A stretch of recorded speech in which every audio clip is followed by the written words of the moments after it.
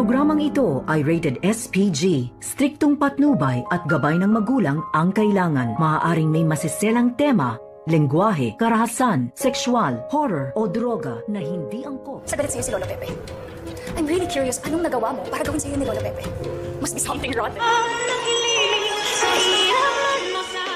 Habang nag-uusap nga itong si Annalyn Santos at itong si Zoe at humingi nga ng pasensya itong si Annalyn dahil sa pinagdudahan niya nga itong si Zoe na kakampi nga dito ni Moira, ay dito naman na bigla ang dumating itong si Justin at dito naman na pinaghihinalaan din ni Justin itong si Zoe na scheme at pakitang tao lamang ang kanyang pakipagtulungan dito kina Annalyn at RJ dahil isang kriminal nga din ito.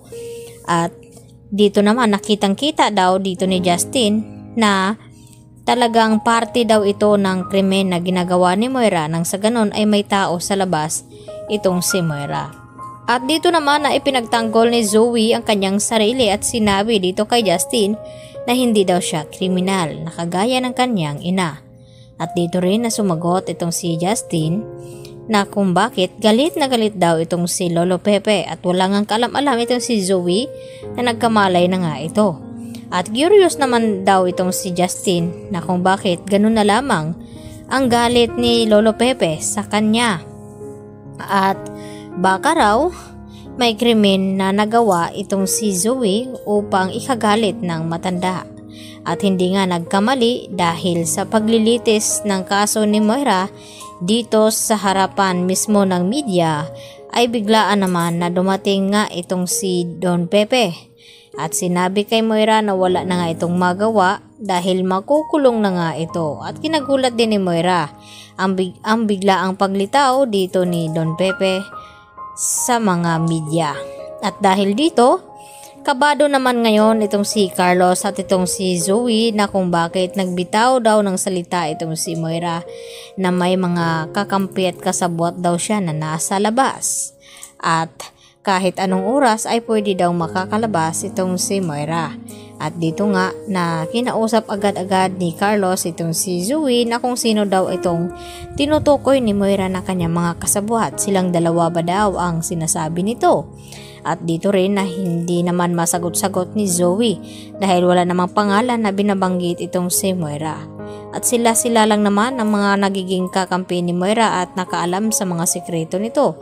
Kaya walang duda na tinutukoy ni Moira ito nga si Carlos at itong si Zoe.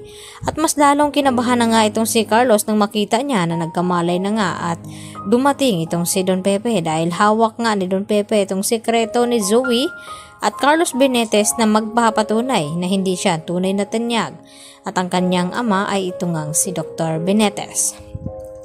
Kaya baka dito magugulat ang lahat sa mga sasabihin at ito mga mismo si Don Pepe ang magsasalita sa lahat at sagutin ang lahat ng mga katanungan na kung bakit nagawa nga ni Moira na ipakidnap itong si Don Pepe dahil noon ay nagpagawa nga ito ng DNA test upang malaman niya kung sino ba talaga ang kanyang tunay na apo, ito nga bang si Annalyn o baka itong si Zoe.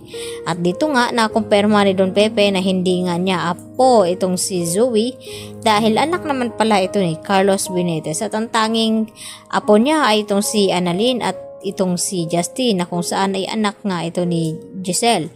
Dahil tapos na ngang ipina-DNA test ni Don Pepe itong si Justin at nakumpirma naman niya na positive nga ang nagiging resulta. Maliban lang dito kay Zoe dahil wala talagang dugo na nananalaytay na tanyag dito nga sa kanya. At pati itong si Zoe ay nanginig na rin sa takot na baka pati siya ay makukulong at madamay sa krimen na sinasangkutan ng kanyang ina. Kaya yan po ang ating pakatutukan at aabangan mga kapuso at huwag niyo po sanang kalimutan i-like at i-subscribe ang aking munting channel na ito na kung ikaw ay naniniwala na mabibisto na ang sekreto ni Carlos at Zoe dito ni Don Pepe. Yan lang po at maraming salamat. Hanggang sa muli. Bye-bye!